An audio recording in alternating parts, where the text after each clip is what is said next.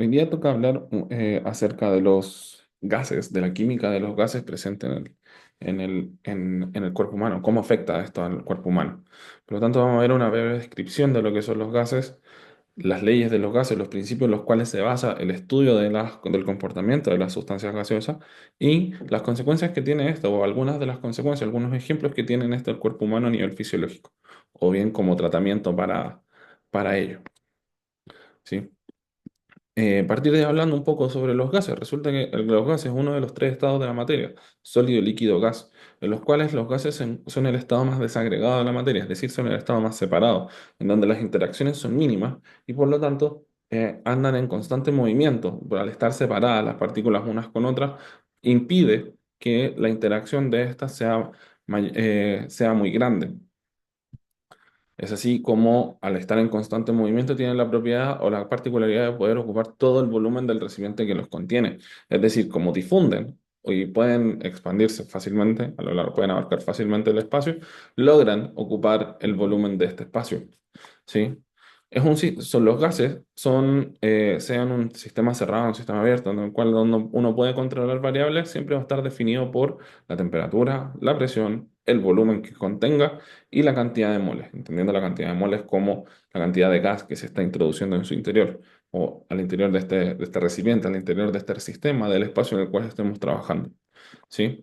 Y además, por lo mismo, tienen particularidades, tienen propiedades en las cuales se puede comprimir, se puede expandir y difundir a través de un espacio que dispongan para ello. Esto es súper importante porque ante cambios en las condiciones ambientales puede generar ciertos problemas en el organismo o bien se puede utilizar esto para tratamientos en los cuales una alta presión permite una mejora rápida de ciertos problemas. No sé, una cámara hiperbárica, por ejemplo para el tratamiento de fisuras en los músculos, es súper útil la capacidad que tengan en los gases de poder comprimirse, poder generar altas presiones. Esto se debe a justamente al ser el estado más desagregado de la materia, permite reducir su espacio y poder juntarlos lo más que se pueda. ¿Sí? Como mencionaba recién, variables como la temperatura, la presión y el volumen son variables que afectan a los gases y estas se encuentran interconectadas entre sí, por los cuales entender cómo se comportan permite entender el comportamiento físico-químico en el organismo. Así que un trabajo importante a lo largo de los años ha sido entender este tipo de comportamientos con diferentes leyes. La ley de Boyle, por ejemplo, que a temperatura constante, la presión y el volumen de un gas son inversamente proporcionales. Es decir, que en la medida que aumenta la presión de un gas, su volumen va a disminuir, mientras que su volumen va a disminuir, su capacidad, ¿sí? Su espacio. Mientras que al revés, en la medida que aumenta el volumen es porque su presión disminuyó, puede expandirse más. ¿Sí? A mayor presión se puede comprimir y a menor presión se puede expandir. Esto es súper importante porque nosotros cuando tenemos una alta presión en nuestro organismo, tenemos la capacidad eh, de poder disponer menos o sea, de que el oxígeno en nuestra sangre, o sea, el oxígeno, claro, el oxígeno en nuestra sangre aumente, pero no solo el oxígeno, sino que también el nitrógeno, ¿sí? Por otro lado, tenemos la ley de Gay-Lussac, que en el cual indica que a volumen constante, la presión y el volumen de un gas varían de forma directa. Es decir, que manteniendo un volumen constante, por ejemplo, un cilindro de un gas, un cilindro de gas licuado, por ejemplo, en donde hay gas en su interior, se mantiene en estado líquido, pero también hay una cierta cantidad de gas. Al momento que se le coloca el calor, esa presión interna, ese líquido que estaba dentro, como está alta presión, empieza a expandirse y genera una mayor presión en su interior. Puede llegar a ser que la presión sea tal que explote el sistema, pero porque no tiene por dónde escapar, es un sistema cerrado, volumen constante, un cilindro de gas. Eso indica que varíen tanto, tenga esta ecuación en donde la relación entre estos dos es directa. Si aumenta uno, va a aumentar el otro. ¿Sí? Por otro lado, la ley de Charles, que indica que a presión constante el volumen y la temperatura de los gases también son directamente proporcionales. Y esto se ve claramente en que, por ejemplo, en un globo aerostático, en donde si ponemos el motor a andar, se prende el motor, empieza a calentar el gas se empieza a expandir, el aire que está en el interior se empieza a expandir. No es que haya un flujo de aire porque son sistemas que los globos son sistemas más bien que están cerrados. Por lo tanto, el gas en su interior empieza a expandirse, expandirse, expandirse, aumenta su volumen, la misma cantidad de gas, y eso hace que pueda estirarse y después pueda flotar. ¿Sí? También varían de manera constante, de manera directamente proporcional, es decir, si aumenta uno, va a variar, va a aumentar el otro. Por otro lado, hay ciertas leyes que permiten entender cómo se comporta lo que hablábamos de antes sobre el oxígeno y el nitrógeno en sangre. La ley de Dalton dice que para una mezcla de gases, ¿sí? La presión de gases no reactivos, es decir, de gases que pueden coexistir, como el oxígeno y el nitrógeno, la presión total de un sistema es igual a la suma de las presiones parciales aportadas por cada gas a temperatura y volumen constante. Es decir, que si tenemos una presión total, no sé, de una atmósfera, ¿sí? Una atmósfera, el aire, a una atmósfera tiene oxígeno, tiene nitrógeno, tiene CO2, tiene un montón de otros gases, pero quedémonos con esos tres. Una cierta cantidad de oxígeno, un 21%, una cierta cantidad de nitrógeno, un 78%, y una cierta cantidad de CO2 que es menor al 1%. Todas esas aportan a la presión total del sistema, ¿sí? A la presión total del gas. Si el sistema tiene una atmósfera, porcentajes de cada uno van a responder a el aporte de la presión total, ¿sí? Mientras que la ley de Henry, por otra parte, indica que a temperatura constante la cantidad de gas disuelto en un líquido es directamente proporcional a la presión parcial de ese gas, en donde, para la ecuación, K es una constante de proporcionalidad de Henry y M es la concentración molar, es decir, mientras mayor concentración, mayor presión interna. Estas dos, juntas, estas dos permiten describir ciertos comportamientos que ocurren a nivel fisiológico en el cuerpo humano. Por ejemplo, y por otra parte tenemos la ley de los gases ideales, que permite describir el estado de un gas bajo ciertas condiciones. Y se describe como la presión por el volumen va a ser igual a la cantidad de moles por R por la temperatura.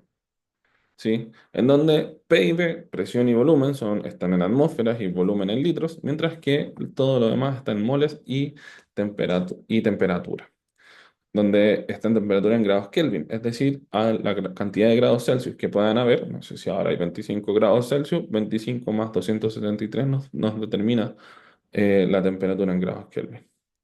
R, por otra parte, es la constante universal de los gases. 0,082 atmósferas litros partido en mol por Kelvin. Es la constante que nos permite relacionar todas estas variables. Ya que son sistemas altamente descritos, se determinó con exactitud el valor de esta constante y se utiliza en todo ámbito. Entonces, llegando un poco a los ejemplos, no sé, la ley de Boyle nos permite medir los efectos de la altura al subir un cerro desde el nivel del mar, teniendo una, una situación en donde si nos encontráramos en la playa y quisiéramos llegar hasta un cerro, o no sé, a una casa.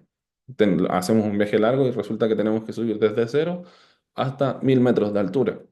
¿Sí? En donde a nivel del mar la presión es una atmósfera, ¿sí? Es la atmósfera de la Tierra, y el volumen es 1,5 litros, pero resulta que cuando subimos a una cierta temperatura, en este caso 1000 metros sobre el nivel del mar, su presión disminuye a 0,89 atmósferas, disminuye considerablemente. Teniendo en cuenta la ley de Boyle, en donde las condiciones iniciales, la multiplicación de las condiciones iniciales, de temperatura, o sea, de presión y volumen, son iguales tanto inicial como en final, ¿sí? Podemos determinar el volumen de la cantidad eh, el volumen de la cantidad de aire en nuestro interior de aire en nuestros pulmones, cambian haciendo un pequeño cálculo, ¿sí? Una atmósfera por 1,5 litros, que son las condiciones iniciales, dividido en 0,89, es igual a 1,68 litros de aire en nuestro interior. Eso es la cantidad que aumenta, es decir, nuestros pulmones se expanden, teniendo la capacidad de poder, nuestros pulmones se expanden y por lo tanto requerimos una mayor cantidad de oxígeno en sangre, una cantidad mayor de oxígeno, de aire en nuestro interior para poder respirar bien. Al expandirse cerca de un 10% al cambiar de altitud, es decir, que por efecto de la presión, o sea, por efecto de este cambio de presión de una mayor altitud, tenemos una, una mayor capacidad torácica, ¿sí? Por otro lado, la ley de los gases ideales nos permite el cálculo del volumen de oxígeno disponible en un cilindro para realizar oxigenoterapia. Es decir, si necesitamos pasarle darle oxígeno a una persona que está deficiente de aire, podríamos calcular cuánto es lo que se necesita pasar, o sea, entregarle oxígeno o el flujo para poder realizar el tratamiento. Teniendo un cilindro en condiciones en el interior y en el exterior, las condiciones en el interior son 4,7 litros de gas a una presión de 13.700 kilopascales. Tenemos la ley de los gases ideales, donde tenemos solamente condiciones en el interior. Le vamos a llamar condición uno. P1 por V1 es igual a N1 RT1. ¿Sí? Mientras que en el exterior también ocurre lo mismo. No sabemos la cantidad de litros que vamos a tener en el exterior, pero sí sabemos que la presión va a variar. Adentro está una altísima presión, 13.700, y afuera, en la presión ambiental, es 101 kilopascales. Por lo tanto, ya tenemos una variación en las condiciones de presión y por lo tanto vamos a tener una diferencia en las condiciones de volumen, considerando que el volumen nunca va a cambiar. La cantidad de aire que se tiene en el interior con la que va a recibir el paciente no se pierde. Y la temperatura también es la misma, se considera temperatura ambiente. Puede que haya una leve diferencia, pero es tan leve que es insignificante. Por lo tanto, considerando esos dos, es decir, que temperatura y moles se mantiene a presión a valores constantes, realizando el cálculo igual que antes, podemos determinar que la cantidad de oxígeno disponible son 637 litros para poder dárselos al paciente. Y considerando que para una persona de 1,8 metros y con un consumo basal de 250 ml por minuto de oxígeno, se podría tener suficiente oxígeno para 42,5 horas de tratamiento con un solo cilindro. Entonces, es súper importante llevar a cabo estos cálculos para poder determinar cuánto es lo necesario que se necesita y lo que se dispone. Finalmente, la ley de Henry nos permite entender el efecto de la profundidad de la presión ambiental en la cantidad de nitrógeno en sangre, puesto que en la medida que va bajando una persona que hace buceo, hacia las profundidades, a mayor profundidad, la presión ambiental va aumentando. La columna de agua que hay sobre su interior, es decir, la cantidad de agua que hay encima de él, cada vez va aumentando y por lo tanto la presión ambiental va aumentando. ¿Qué significa esto? Como lo vimos anteriormente con la ley de Henry, la ley de Dalton, vimos que al aumentar la presión exterior, la cantidad de nitrógeno disuelto en sangre va a aumentar. ¿Por qué es importante esto, sobre todo para personas que están buceando? Porque a temperatura ambiente es muy diferente, o sea, a presión ambiente, a presión a 0 grados sobre el nivel del mar, respecto de las profundidades, la presión es muy diferente. ¿Qué ocurre? Que si no se toman las pausas necesarias, puede que el oxígeno escape rápidamente desde el organismo, desde la sangre, y eso puede traer efectos no deseados en las personas que hacen buceo. Por ejemplo, que se le expanda, no sé, algún músculo o se le atrofia alguna musculatura producto del exceso de nitrógeno en sangre. Sí, por lo tanto, es recomendable hacer pausas en la medida que se va cambiando de altitud para que el oxígeno vaya saliendo del organismo y no traiga efectos colaterales.